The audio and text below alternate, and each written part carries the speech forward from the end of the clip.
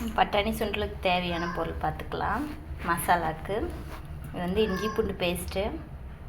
நான் வந்து இங்கே இஞ்சி பூண்டு பேஸ்ட் வந்து வேறொரு ரெசிபிக்கு யூஸ் பண்ணிட்டு பேலன்ஸ் இருந்ததுனால நான் இதுக்கு வந்து யூஸ் பண்ணுறேன். இல்லை நீங்கள் வந்து இஞ்சி பூண்டு பேஸ்ட் இருந்தாலும் போட்டுக்கலாம், இல்லை இஞ்சி தனியாக பூண்டு தனியாகவும் போட்டுக்கலாம்.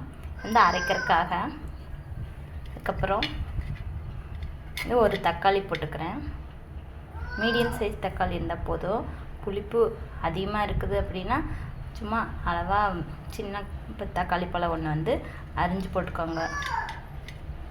ஒரு பழம் இருந்தால் போதும். அதே மாதிரி பெரிய வெங்காயம் ஒன்று.